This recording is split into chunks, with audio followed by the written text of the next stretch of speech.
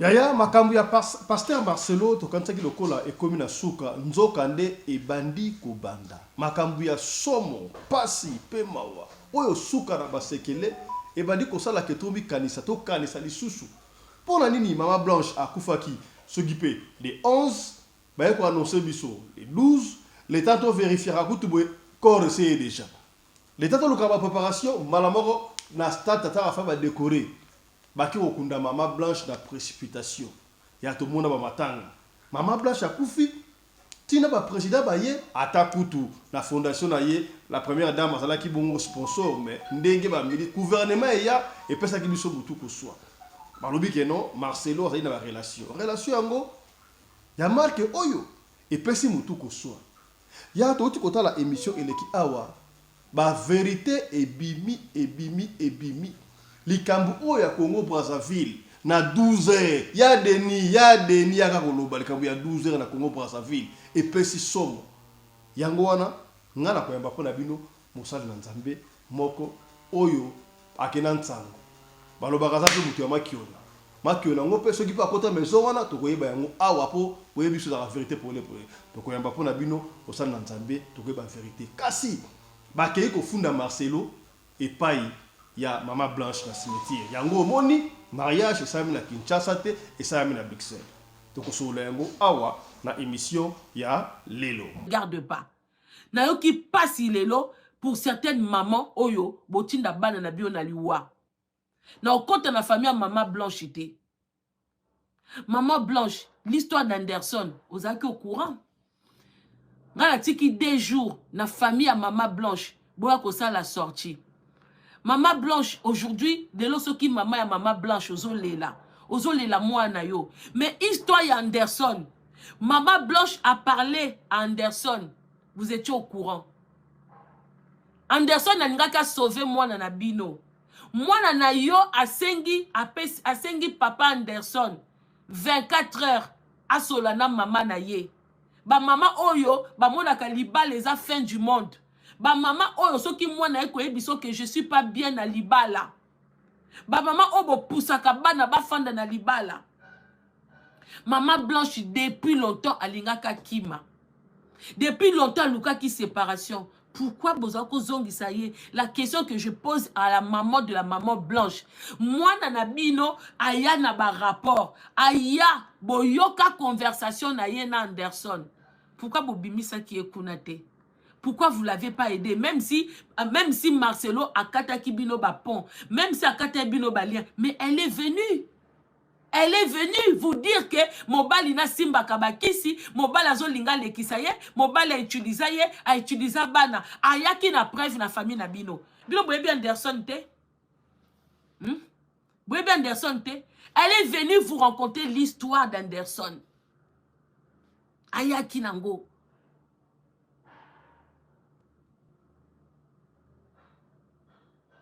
Ça fait mal, hein, les Congolaises. Bah, maman... Maison Awatusa, chez maman Nicole Malonga. Yaka, esa na poto, ne éviter. Yaka, tokisi na métro, château, Daka yau. Daka yau, awa. Vous avez un kimbondo. Oh là là. À Paris. J'ai la noyé bas. Ça comme on a d'abord à chaque fois une métro. Ils sont à numéro de banni. Tanga.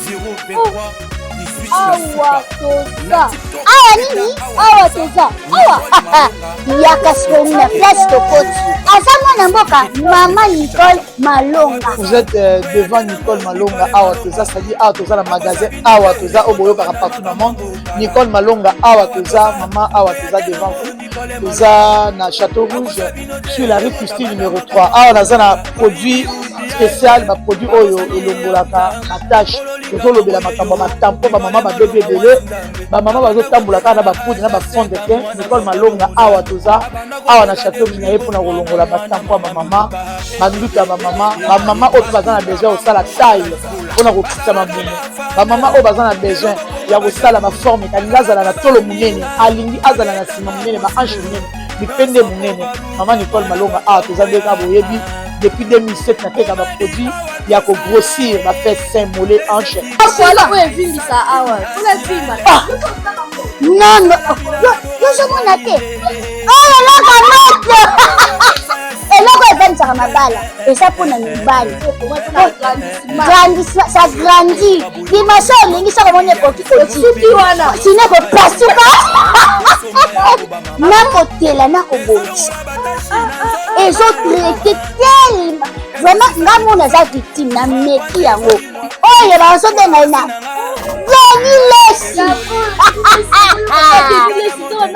Lesi yeyo azobongisa loposo apodi toteka yango légalement na magasin ezosalama na laboratoire mondele awa na poto tozoteka yango légalement. Je pense que omoni ndenge eza na barayon eza eloko moko ezosalama naturellement, ezali baproduit authentique salama naturellement sans aucun produit néfaste. Voilà.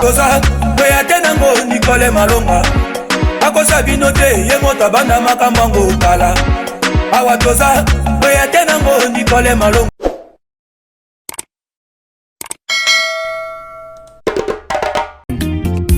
Osimbi elimeti pembene sase papa suweno nini babomaka moto na petro te polamba na babola esengi makala yo timabanga Edgar Mvumbi papa na soki osali bongo wana obomi moto bolingo nanga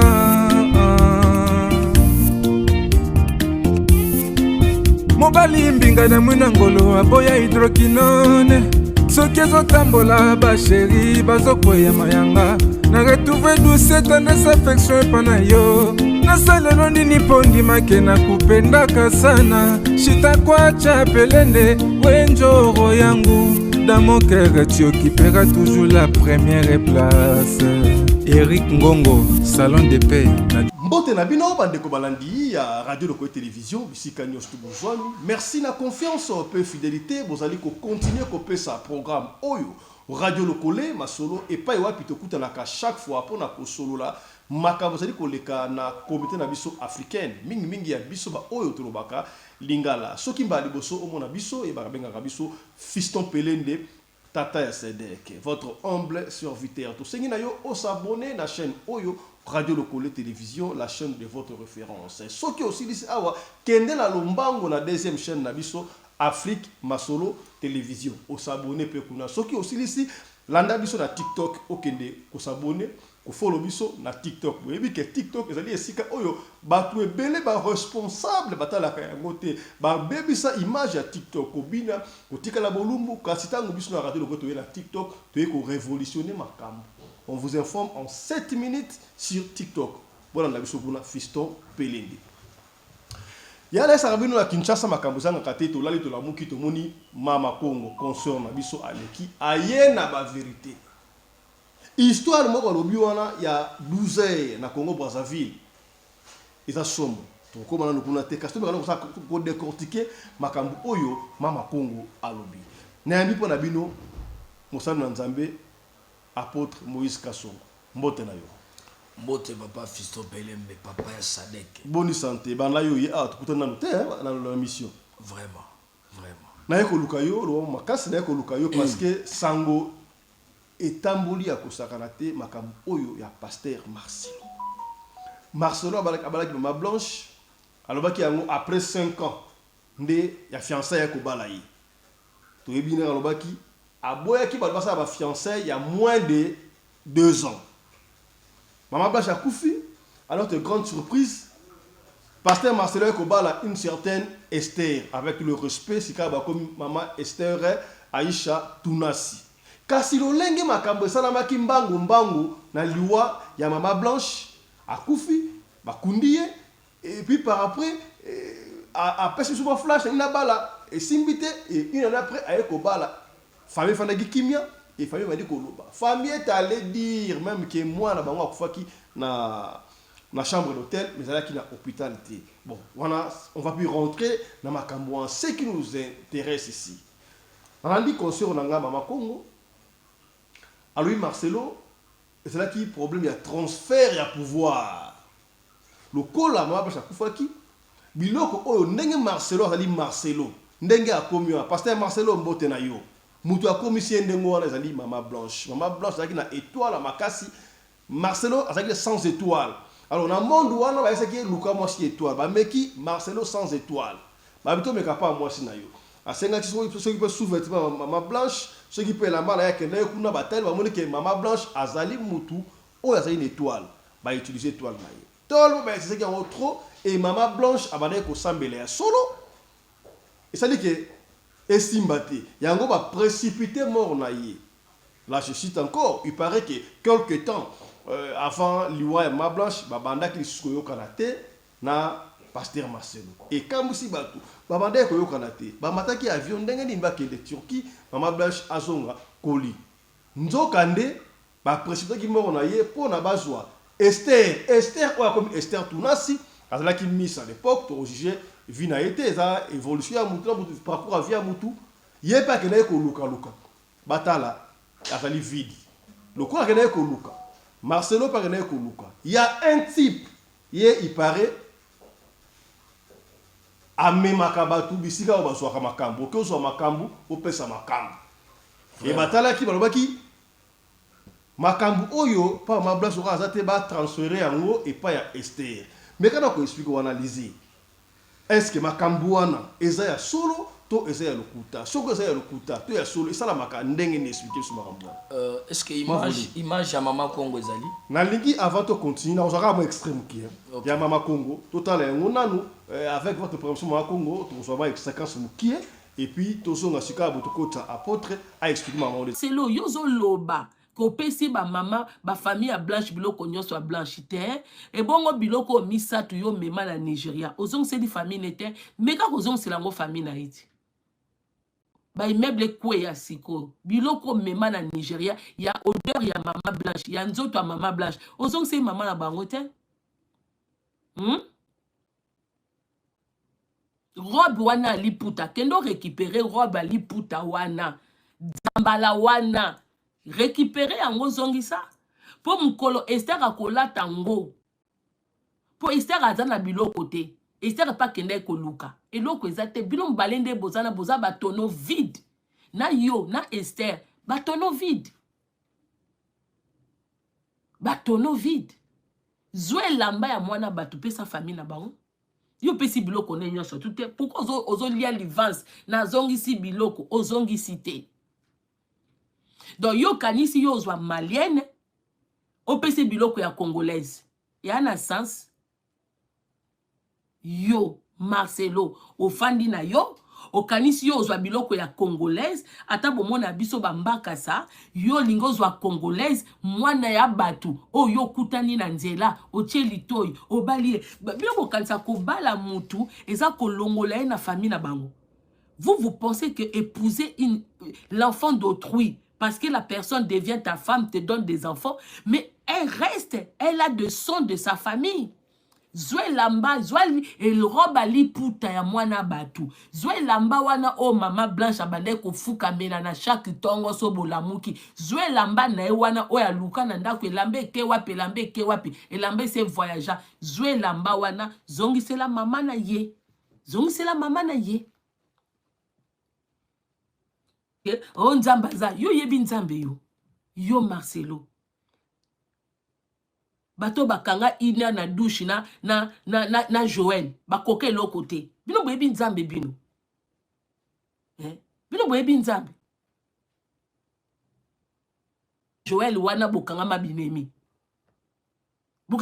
poani bino bato bakotisi bakoti bio na salle moko pendant 1 heure na mulili bobimi bokomi binemi oya ke gauche oya ke droite bomwende bobambani en même temps oh eza fait empire ngana biso ke biloko yo na nosilité biloko nene sufanda même ba ozo tonga kuna na limete ozo temisa tokolala tolamuke kiti po yo za tono vide Esther no pas za tono vide zongi se lamba batu zongi se lamba en plus côté kuna comme si to yebi et simbate yo tikali na option moko olia siko olia o wapi oko sacrifier wapi o yazo botama ou ba obaza nga question na oposa yo na opozo ya ngwana ba pozo question ya moi sa kufaki na nini na ndenge nini oke ko funda o botala nga mwana mwaso yo bozo chika bango ndenge nini donc yo zo mona ke yo ndenge ozana biso to yebi yo te to lala na yote, to mela to lia na yote, yo kasi so memi ba kombo na biso. Donc biso ne to da famille ya ba faible quoi. Yo pose wa blanche o ekata ki na famille. Hein? Mais biso ce que toza bato to ekata ka famille te. Neti nga yo memi kombo na nga, mais il faut que pas batandu ti. Mais yo marso za li boma yo. Hein? Nga na za mwana batandu bandibu. Vérité. Hein? Marcelo comme na suka au moins à travers yo Marcelo ba pasteur autour batonga ba immeuble batonga ba hôtel batonga ba nini na ba mitoki ya batu boko kweya parce que même l'état na Congo azana muto kangisa te azana mutu po mutu to okota dossier Marcelo o autorité moko akangi influenceur moko ou youtubeuse moko ou tiktokeuse moko na Congo po na Marcelo et la sakibo uti pa ya maître moko tozo zela bino bo bando bima po to bando démasquer bino et si na démasquer ki maman na ya protéger kaye bo monya ye libala ayete akimi na démasquer ki déjà Denise na bisoko ye makambe bimi. So que parce que vous nous saoulez au fait. Vous nous saoulez. Vous travaillez où? Vous connaissez quel Dieu? Vous connaissez quel verset biblique au mieux que tout le monde pour devenir ce que vous êtes là? Si vous n'êtes pas des escrocs. Si vous n'êtes pas des escrocs. Donc vous, ça veut dire que vous travaillez pour Dieu, vous devenez riche. Hein? L'argent qu'on vous donne, à quel moment vous transmettez ça à Dieu? Quand vous dites qu'il faut donner à Dieu, les gens vous donnent. À quel moment, par quelle procédure que vous donnez à Dieu, que vous remettez cet argent-là à Dieu? À quel moment? Parce que les immeubles que vous construisez, ce n'est pas pour Dieu. On peut dire même l'église catholique, ça appartient à tout le monde. À l'État. L'État, c'est nous tous. Hein? Les mosquées, ça n'appartient à personne. Ça appartient à tous les musulmans. Mais vous, là, l'église Nabino, Yazaka Yanani. Bâtiment wana yanani nan beaucoup été. Il a utilisé des gens pour faire devenir sa femme sirène na butu. Parce que moi ça zo jouer rôle qui sirène oh ya yebité. Koto abeta prière, koto qui sirène. Bazo katse banzoto, bazo meme boy, koto azo beta ba prière qui dit ba e bandi ko travailler ye. Bando to mabe, bazo senga bana, boyna boy tala bana ngopene lo babimi ba kizengisien. Bano ba comprendre que maman mi pesi akei ba kangi mama kachi kro soki bazangi mutakolia boko kendeti bino bana osutu ya mobile anya kizengi mususu ye wana bangi balia moko na bino boke travailler papa na bino na monde wana na Esther. Depuis quand Dieu vous a dit qu'il est assis au milieu de tous ces tralala, quand vous voyez la manière dont ce pasteur-là, il fonctionne, est-ce que Dieu peut être dedans? Dieu qui est humble, Dieu qui méprise les orgueilleux, Dieu qui n'aime pas les hautains. Quand vous voyez tous ces pasteurs-là très hautains, quand ils sont là dans les vestes, chemises, cravates, bien lavées, bien repassées, Dieu, il est dedans. Quand vous voyez la manière dont les cérémonies se passent, ça c'est des églises ou c'est des cérémonies. C'est là qu'ils viennent puiser leur succès, leur force. Quand ils remplissent les églises, ils sont là, ils se prennent pour des dieux. Ils écartent le véritable Dieu, eux-mêmes ils se prennent pour des dieux.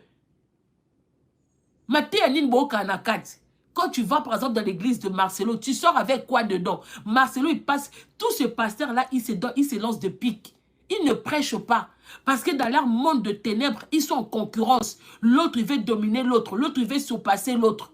Alors, quand tu viens à l'église, c'est leur règlement de compte. Ils font des règlements de compte. Il n'y a même pas de prédication dedans.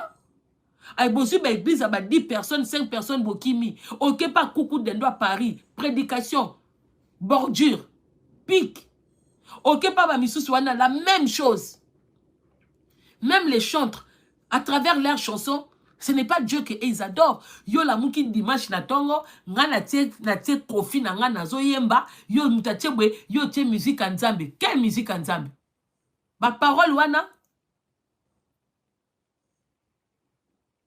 Tout bokeli felo, par manque de connaissances.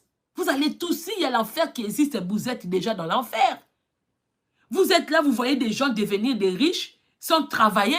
Dieu l'a dit que quelqu'un, on va gagner de l'argent par nos sueurs de nos fronts. Vous voyez les gens qui se réveillent à 14 h chez eux, ils ont des domestiques qui font à manger, ils se pavanent même pas, ils donnent même pas la force. Il suffit de maîtriser 2 versets, 3 versets, 10 minutes de prédication, 50 minutes de bordure, de pique, d'adoration de diable en personne.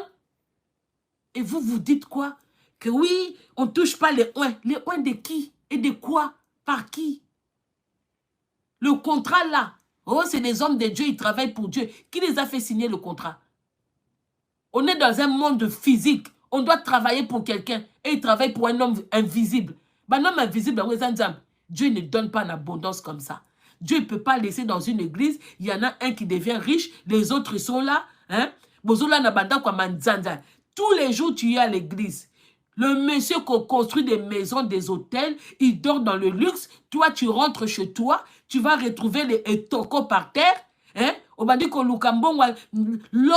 y a des gens qui meurent à Kinshasa parce que à Kikosenga voisin Mungwa, si poisonne à place de devenir riche et bino ba esprit na bino faut travailler pour de telles personnes et biso bongibo comme biso comme ba fanatique nisina ese bino nga mutu nyosa kwa ko finga nga na dossier onaza kunate.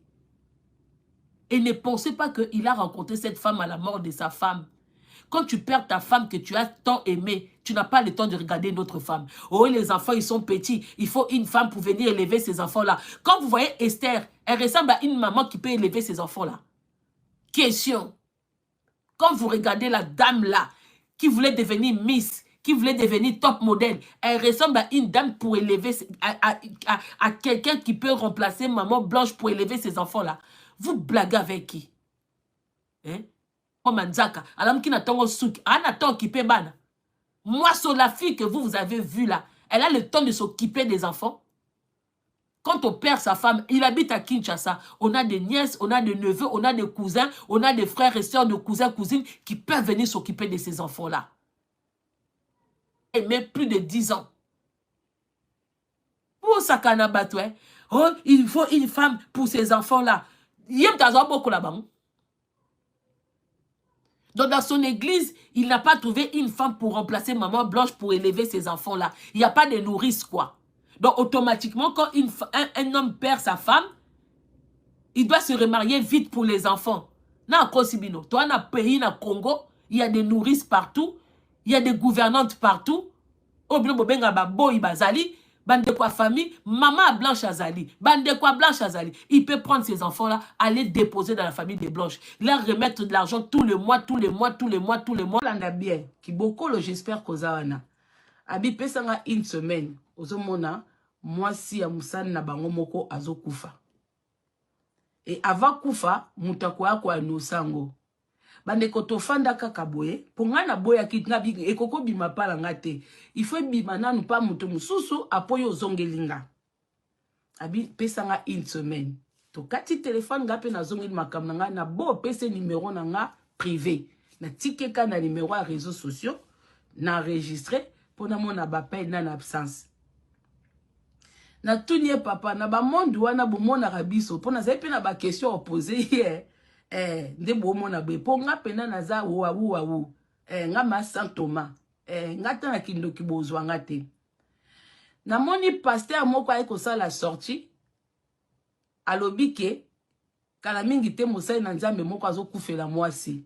J'espère que boyebi boyebi ke mosai na nzambe moko ayaka koloba awa ke kala mingi te mosai na nzambe moko azokufela mwasi. Boko makombo bandeko toke malembe toke malembe musai na nzambe moko abima ayaka koloba ke kala mingi te musai na nzambe moko munene awa na Kinshasa aokufela mwasi. Tango makambo ane bimi papa na zongeli nga lisusu alobi oyoki omoni muto alobi yango aoza combattu mais yo fwa ko défendre ye ngabi dossier komo kende mabe. Papa wana komone Denis Lesi. Po Denis Lesi penda fona kotanga kombo ne pas na kati ya do. Seul mutu notanga kombo eza Denis Lesi. Po papa na episenga pe ke Denis Lesi azana dossier.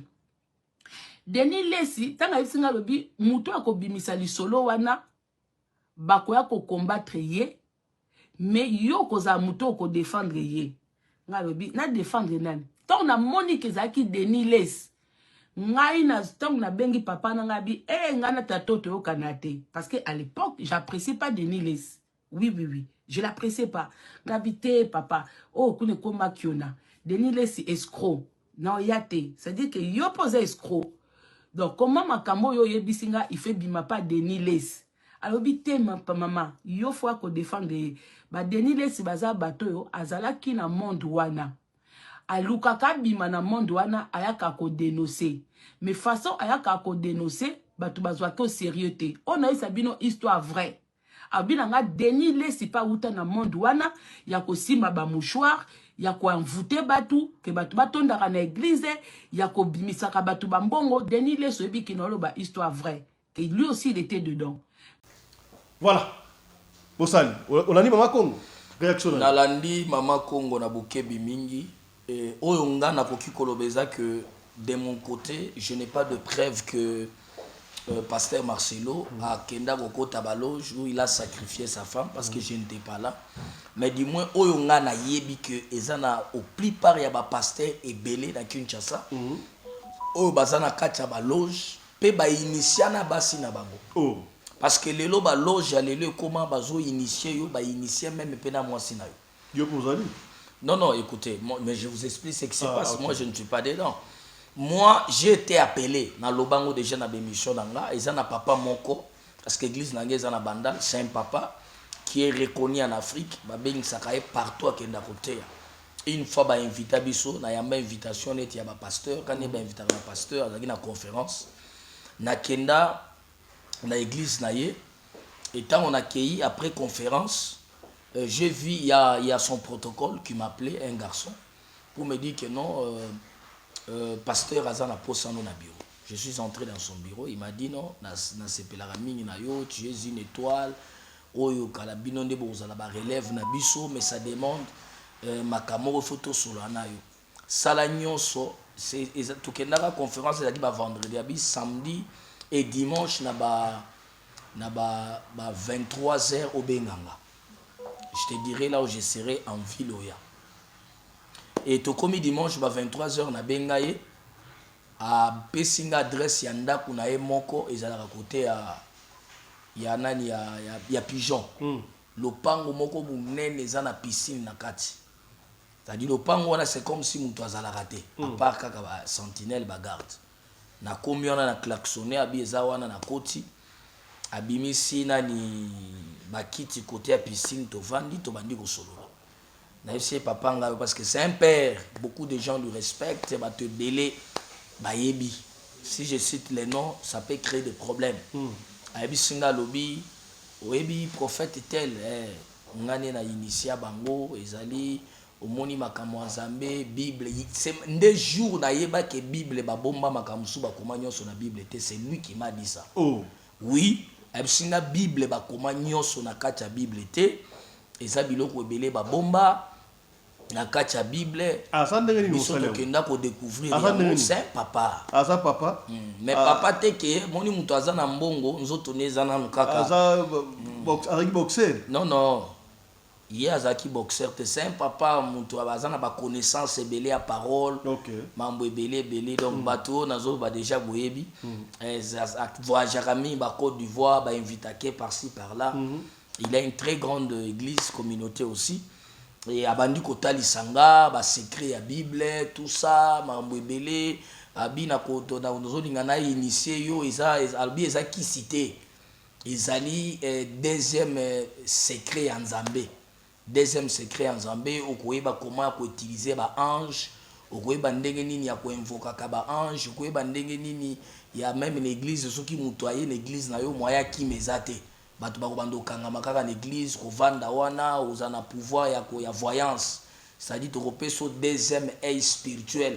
Au bando mona makambo, il m'a dit tant de choses. Et je lui ai dit papa merci beaucoup que j'aille d'abord réfléchir na koyeb singabi mon fils.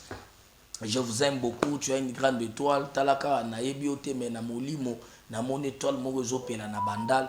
J'ai vu que il y a une étoile qui peut nous remplacer dans obiso toko za la soute.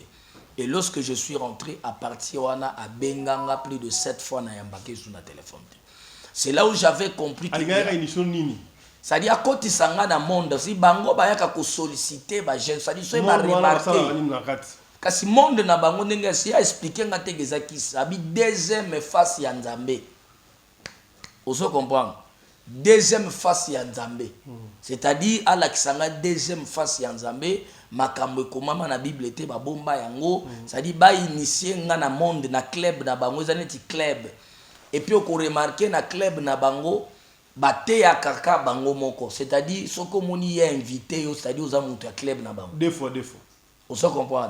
Mais à fongola na ba condition te, ba bisinga ka ini parce que monde wana soki dès le début bazoli nga ba kotso ba kolakso danger na ngote. Ba kolakso bolamu nango. Parce que bisinga tu dois circuler le monde, je vais te connecter par mes relations, il y a les États-Unis, il y a ba wapi, tu vas évoluer la kisinga ndenga connecter ba petit moko boy prophète moko pazana na limité wana. Ndenge prophète on a pas branché banana ye ba comment okende ba poto ba nini. Mais moi quand je suis rentré j'ai réfléchi, j'ai dit mais hier les lois lukinga naza déjà na mituka naza déjà na prophétisaka na dia na moi kombo so na okendo kota na club wana okendo koluka nini ndele go sala kinga na se retirer, c'est-à-dire lelo monde wana ekomi mingi na ba pasteur ekomi mingi na ba sala Nzambe belé ba komi na posa ya succès voyance okomona zote ya mate ya moko ezangi tina mais mate ezaka na succès, c'est-à-dire sima ya mate ya message na yo wana il y a des esprits ozo touchaka mitema bato ba sepela nango mais ce bolandi a profondeur message muntona zote ezape forte ezape danger te, c'est-à-dire Kinshasa c'est poli, je peux dire l'Afrique bato ebele ba poli bato bakoti na ba monde bato bakoti na ba makambo ebele mais pour na pasteur Marcelo je n'ai pas vraiment de preuves parce que je n'étais pas là pour na komona que à Simba qui soit il a sacrifié sa femme, mais comme maman Kongo azoloba maman Kongo ne ba benga ki c'est elle qui a de preuves ya muto ya benga ki pour na kolobela e makambo wana.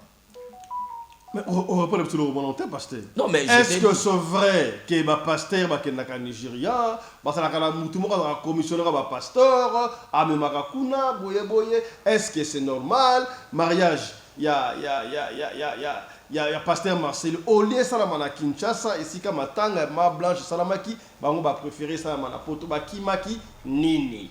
Je vais vous répondre oui, c'est vrai ba pasteur et belé bazo qui n'est pas nigérien kaka nigérien te parce que na Kinshasa il y a aussi des représentants ya batuana na Kin. Oh bon sinde na biso wa pasteur wa benga kinga wana so na tangi kombo ezala scandale pasteur o ya benga kinga na koki koloba te ya kamingi pe sur ba spiritualité ateka sur makambo belé non lelo mokile yoka je voulais vous dire une chose. Je suis un responsable, j'ai une femme, j'ai un enfant, j'ai une famille. Na ko de ka se poser parce que lelo batouana ba koma capable ya koboma mutu pour na protéger réputation na. Je dois aussi me protéger par rapport à Maramususu. Mais c'est quelqu'un qui prêche beaucoup de la spiritualité, ate ya kamingi ba makambo milimo ya ba makambo belé. Olobi? Église Nezawa. Église nae, église les ali soko bandi ozui bandal ozuna makitambo. Est-ce que pasteur Marcelo est dans le vrai? Je n'ai pas de preuves. Je n'ai pas de preuves s'il est vrai ou s'il est faux. Mais du moins, Kinshasa est à Kopola. Est-ce que ça sera possible, Ndenge Mama Konga expliqué Bissoana, parce qu'il a besoin de transférer pouvoir aux gens qui paient et pas il y a Maman Blanche et il y a Esther Tuna Sisika. Est ça possible dans le monde ouana? Bon, et Kokiko Salama, c'est-à-dire dans le monde spirituel, tant que muto a memaki kilo moroboy, il y a spiritualité à Koufi, il fallait ba longola kilo wana eko za la peut-être des na bag. Kilo na peut-être eko za des qui na singa mo wala ta. Kilo wana eko za la peut-être zalaki ne loko moroboy. Parce que na yebi ils na famille moko na l'exa ba on a service à délivrance, mobile azaki na kisi ya mbongo. Mais muto asimbaka kisi zalaka mwasi. Sko kisi na bango zalaki nyoka wana alala kana mwasi chaque fin de semaine. Ça dit nyoka il faut aliga moi si alingi moi si nyoka bimisi pende prebe fois na ba ke nyoka zala rapé na sexe nyoka bimisi sexe alali moi si wana papa butu mobimba na tongo komona mobali mbongo akosaka na tete chaque fin ya semaine moi sinde amemaki pouvoir ya kisuana c'est-à-dire tango moi ça liga kufa ou bien soki date ya sacrifice ya ke moi si balobi fa leka il faut luka moi si musu c'est-à-dire ba kozwa pouvoir ezaki pas moi si wana ba transférer pas moi si musu c'est normal donc et ça la mara dans le monde spirituel mais côté marambo deuxième question lobi ya matangi lingaki sala maki au sala manapoto là c'est selon l'organisation d'une personne ceux qui mutalobi que mariage na yake no sala na poto pourquoi pas ceux mutalobi ka sala na Kinshasa pourquoi pas donc tout ça dépend de lui pasteur Marcelo na organisation na ya sala ki pour na mariage na mais c'est que je sais Kinshasa au plupart ya ba prophète ebele ba pasteur bazana kacha ba loge et puis bazoya kana ba message mensonger au comment na chair na ya azo condamner kisi azo condamner banganga azo condamné, azo finga batumusubo homosexuel. Ok, lui-même il est dans ces histoires-là plus que même les gens qu'il parle. C'est-à-dire, bazo faire apparaître elongia basantu, elongia batumalam. Mais dedans, ce sont des loups, des serpents. Mais na miswa batuboye soko ki message azo te ya batu, conseil azo pesa batu. Tu dois croire que cet homme de Dieu, il est de vrai. Mais na coucou na kati na ye c'est un serpent, c'est un lion. Vous comprendre. C'est pourquoi la Bible lobby le diable se déguise en l'âge de lumière. C'est-à-dire mutu nyonso aza na kati ya molili premier déguisement na ye. A pesaka tendance à kozala mutu malamu. A pesaka tendance à kozala un vrai. Mais na kati na ye il n'est pas vrai. Voilà, tous autres mingités apôtre Moïse Kassongo, donc c'est au moins 5 minutes. Exhortation, pendant où il y a plein d'exhortés, tout ce qui est au moins 5 minutes, il y a exhortation. Alors, on vous retrouve juste après. Shalom, bien-aimés dans le Seigneur, Tikanzambe Apambolabino, naza juste na 3 à 4 minutes. Il y a qu'exhorter une petite chose qui va t'aider et qui va te bénir. Je suis dans le livre de Genèse, chapitre 1er, verset 26, juste verset 26. Nous lisons au nom de Jésus. La Bible dit, puis Dieu dit, faisons l'homme à notre image, selon notre ressemblance, et qu'il domine sur les poissons de la mer, sur les oiseaux du ciel, sur les bétails, sur toute la terre et sur tous les reptiles qui rampent sur la terre. Que Dieu bénisse sa parole.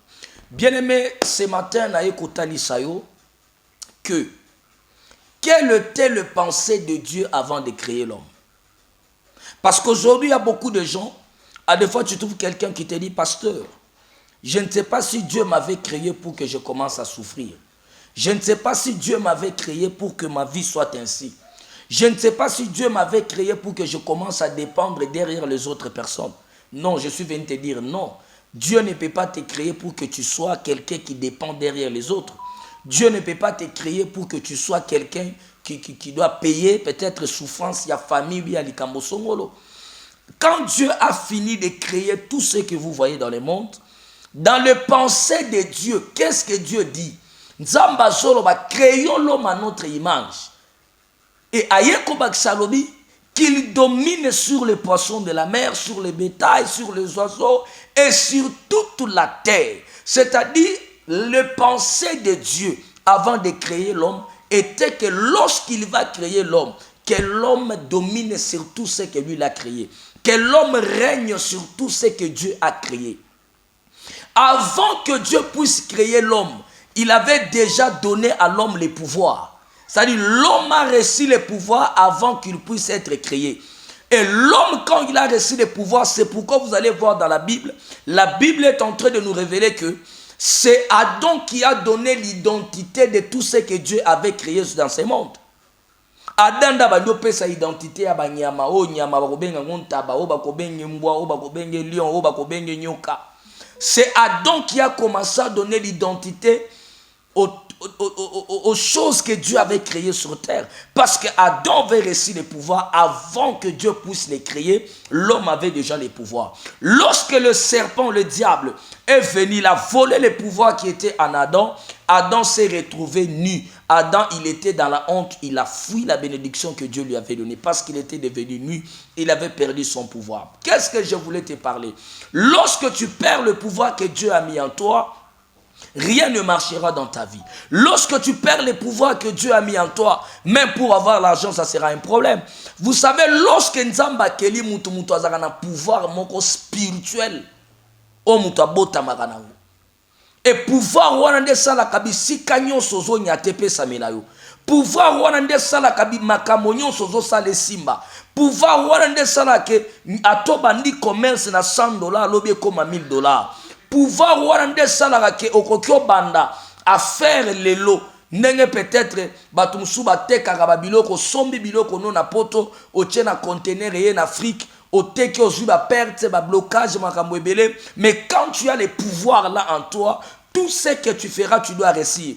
Tout ce que tu feras ça va avancer. Ben bele nyonso konyata mabele kondima yo pe kobote le bolan parce que tu as les pouvoirs.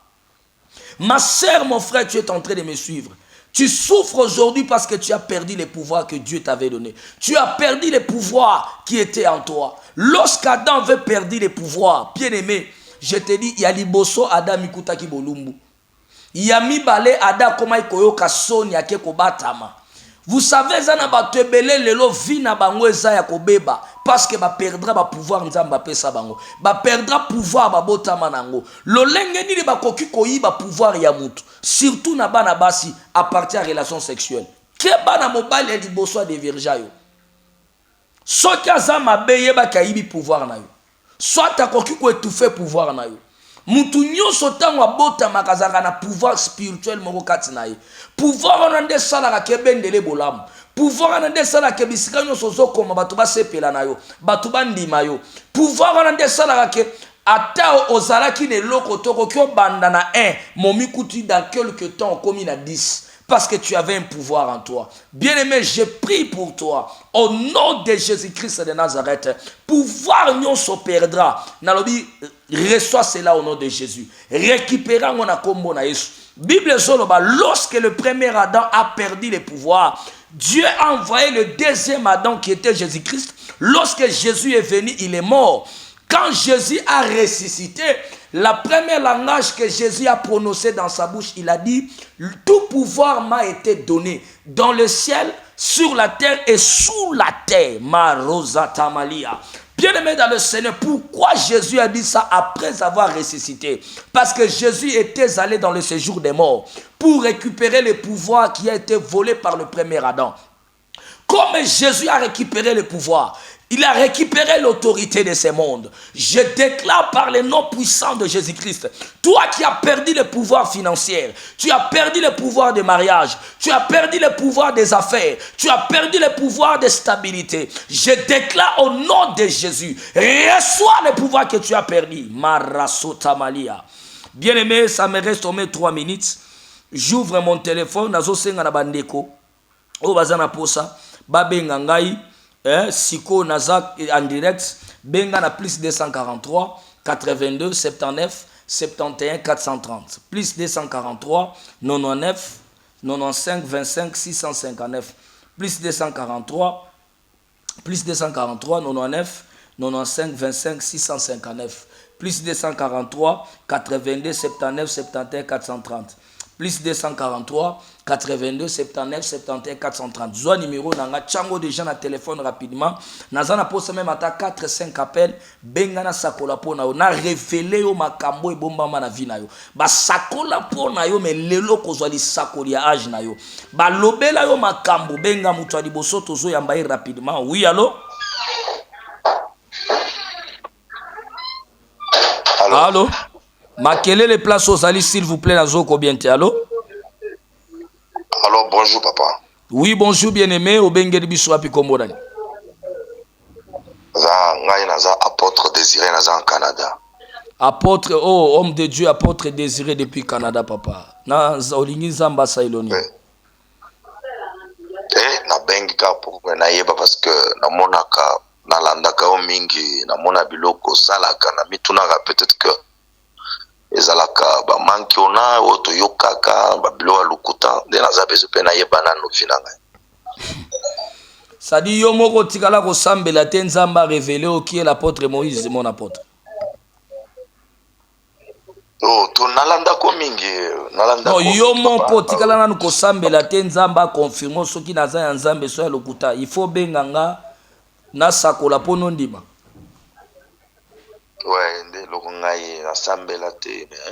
Moi j'ai juré à Dieu de dire rien que la vérité. Apôtre Amen. Désiré, oui, aux âmes mariées, bazope sanga kombo moi sinon maman Brigitte. Ouais, oui. À part moi sinon bozane bana 4. Oui.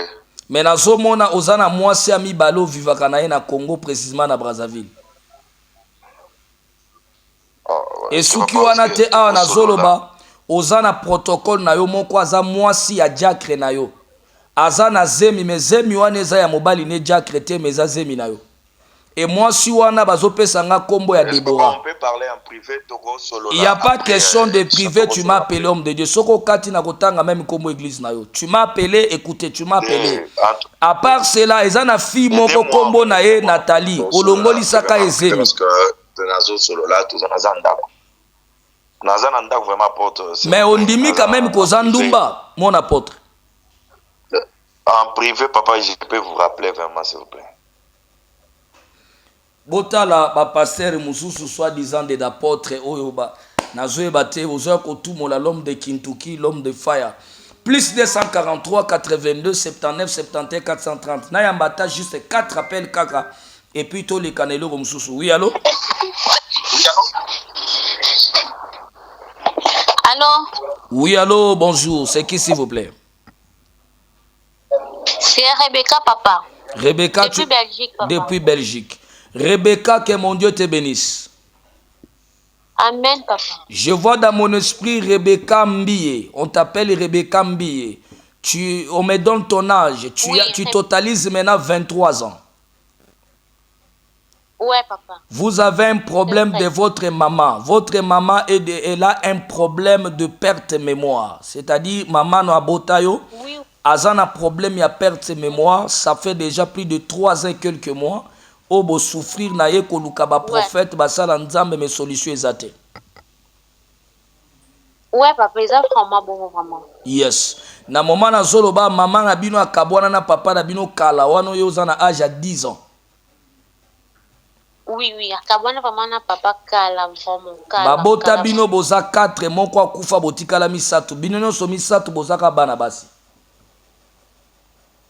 Oui. Problème ya maman na bino eza problème ya sacrifice à famille na yeba sepela tendenge nzamba permeta ki bino nyonso bo se retrouver na poto. Il y a des réclamations à famille na yende sali bongo. C'était prévu à commissaire liboma.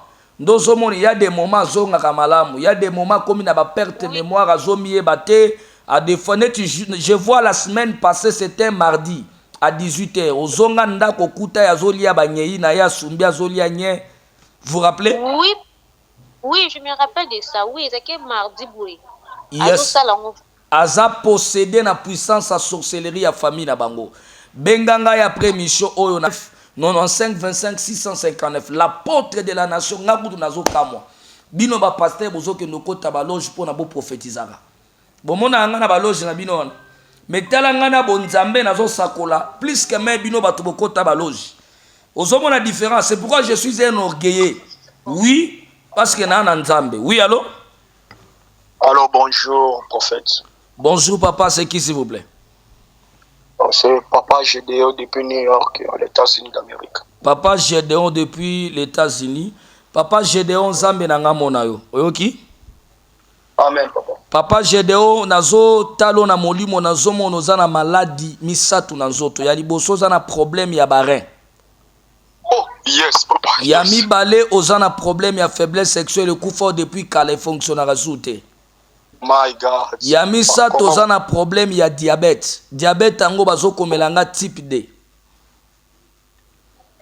Maladie wane nyokoli o makas. Je te vois, tu as dépensé beaucoup d'argent na ba prophète. Tu es comme na po ba prophète musuba comme sengo même somba ba bougie na ba vin. Papa yebi makambo. Osali ba cérémonie belé me simbité bondoki kati nango. Benganga ya après mission na ebiso ce qu'on doit faire. Ozobika sur place na zolongo la maladie ana nyonso na nzoto na. Oyoki? Amen papa. Nazobenga yo. Zambe nanga pambola. Na tikali na appel moko bobenga apôtre Moïse Kasongo na plus 243 99 95 25 659 plus 243 82 79 71 430. L'apôtre de la nation Moïse Kasongo, l'homme de Kintuki, l'homme de fire. Benga apôtre Moïse, ata muto asuka benga rapidement parce que nazo ke déjà kokita. Bien aimé nazo bisaba na nyonso Afrique du Sud. Vendredi ya semaine oyo tokoti oyo. Vendredi ya semaine oyo. Biso nyonso tokutana na Cape Town. Na Cape Town bakotia adresse wana na sebo ko mon adresse. Biso nyonso tokoza déjà na Cape Town. Ba na Cape Town toko umela na Cape Town te. Tozaka na 3 jours ya pamba na Cape Town. C'est-à-dire soko raté biso vendredi, samedi, dimanche oyo ya semaine oyo. A Italie. 3 jours kaka na Cape Town tobimi esili. Donc c'est sacrifié ba na Cape Town. Boya ebele vendredi, samedi, dimanche à partir de 5h du matin. Bokanga déjà ba place. Oui, allô? Allô? Bonjour papa. Bonjour maman, kombo nani obengeli biso wapi? Comment ma sœur divine a bien bino banda Congo Brazzaville. Depuis Congo Brazzaville nzambe nanga mona yo. Amen papa. Nazomona ozanu au dépôt ucho bala mobali na yo Patrick, ça fait déjà 4 ans et 6 mois. Oui papa. Mais dépôt koti libala soko zuize mizemi kaki fait bima, ozuize mizemi fait bima, ozuize mize. Ça dit ça fait maintenant plus de 5 fois ozwakazemi mezemi koma ka 2 mois te fozeme lungo. Papa na ye bakateti lelo eloko famille mobile nanga eswani sakanga. Ata na zuize mi papa nangai zemi fait bima na comprendre ka te. Nazolinga na peso révélation moko. Oui papa. Oyebi ke si oyebi bien ozayo moko bi ozana bato. Nazanga moko papa nangai. Landa ngai. Ya liboso nzamba zotalisa tu as un secret que tu caches. Secret ozobombezani. Landanga. Oui papa. Yo ndengo ozaona muto a diverja yo eza papa na yo propre. A diverja yo ozana âge à 13 ans.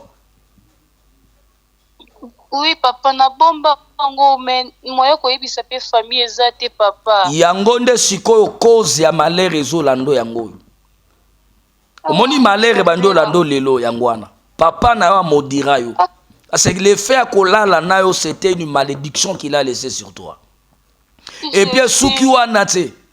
Oko remarqué ba pasteur nyonso kutana na bango okokyo kende pona problème basambelo ya kobota. Mais ko baluka wana il faut kakalala na yo akobiso to lala na yo pona na fungola kobota na yo. Papa. Papa na yebate sono lobanini papa na ngaza ya solo makamnyoso. Combien de pasteurs o basi ba bima na yo pona mamba kobota?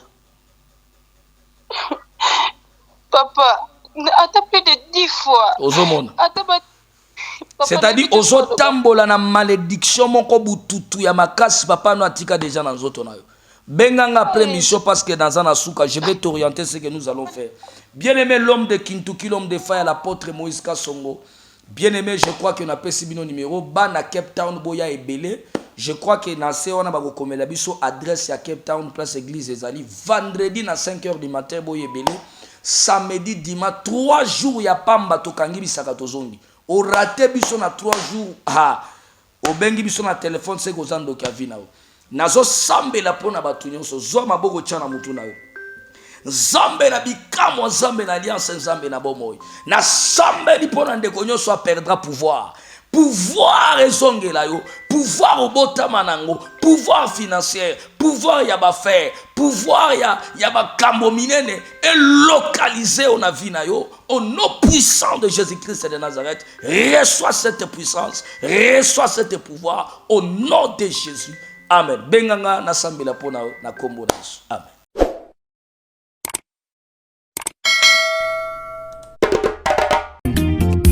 Osimia limeti pembene sase papa suweno nini babomaka moto na petro te mpo lamba na mbabola esengi makala yo timabanga Edgar Mvumbi papa na soki osali bongo wana obomi moto bolingo nanga